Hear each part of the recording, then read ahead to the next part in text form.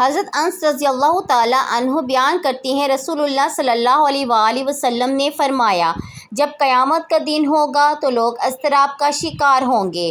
وہ مل کر آدم علیہ السلام کے پاس آئیں گے اور کہیں گے اپنے رب سے سفارش کرو۔ وہ کہیں گے میں اس کا اہل نہیں ہوں، لیکن تم ابراہیم علیہ السلام کے پاس جاؤ کیونکہ وہ اللہ کے خلیل ہیں۔ وہ ابراہیم علیہ السلام کے پاس جائیں گے، وہ بھی کہیں گے میں اس کا اہل نہیں ہوں، لیکن تم موسیٰ علیہ السلام کے پاس جاؤ کیونکہ وہ کلیم اللہ ہیں۔ وہ موسیٰ علیہ السلام کے پاس آئیں گے، وہ بھی یہی کہیں گے میں اس کا اہل نہیں ہوں، لیکن تم عیسیٰ علیہ السلام کے پاس جاؤ کیونکہ وہ اللہ کی روح اور اس کا کلمہ ہے۔ وہ عیسیٰ علیہ السلام کے پاس آئیں گے، وہ کہیں گے میں اس کا اہل نہیں، لیکن تم محمد صلی اللہ علیہ وآلہ وسلم کے پاس جاؤ۔ چنانچہ وہ میرے پاس آئیں گے تو میں کہوں گا میں اس کے لیے تیار ہوں۔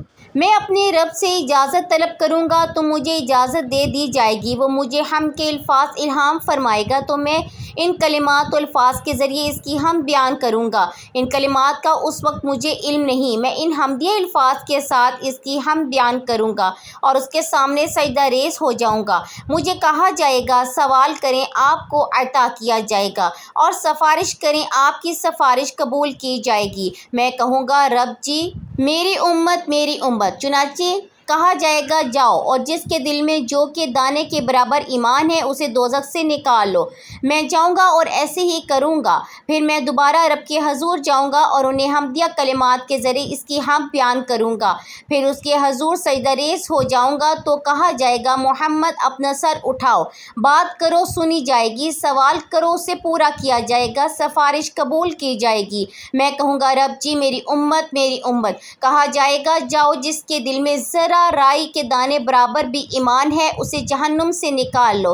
میں جاؤں گا اور ایسے ہی کروں گا۔ پھر میں تیسری بار لوٹوں گا اور ان حمدیہ کلمات کے ذریعے اس کی حمد بیان کروں گا۔ پھر اس کی حضور سجدہ ریز ہو جاؤں گا تو کہا جائے گا محمد اپنا سر اٹھائیں، بات کریں سنی جائے گی، سوال کریں اسے پورا کیا جائے گا، سفارش کریں قبول کیا جائے گا۔ میں کہوں گا رب جی میری امت میری امت۔ کہا جائے گا جاؤ جس کے دل میں رائی کے دانے سے بھی ادنا ترین ایمان ہے اسے بھی جہنم کی آگ سے نکال لو۔ میں جاؤں گا اور ایسے ہی کروں گا۔ پھر میں چوتھی مرتبہ لوٹوں گا اور ان حمدیہ کلمات کے ذریعے اس کی حمد بیان کروں گا۔ پھر اس کی حضور سجدہ ریز ہو جاؤں گا تو کہا جائے گا محمد اپنا سر اٹھائیں، بات کریں سنی جائے گی، مانگیں عطا کیا جائے گا، اور سفارش کریں تمہاری سفارش قبول کی جائے گی۔ میں کہوں گا رب جی مجھے اس شخص کے بارے میں اجازت دے دیں کہ جس نے لا الہ الا اللہ کہا ہو اور میں اسے جہنم سے نکال لاؤں۔ فرمایا اس کا آپ کو حق حاصل نہیں، لیکن میری عزت میرے جلال میری کبریائی اور میری عظمت کی قسم جس شخص نے لا الہ الا اللہ کہا ہوگا میں اسے اس جہنم سے ضرور نکالوں گا۔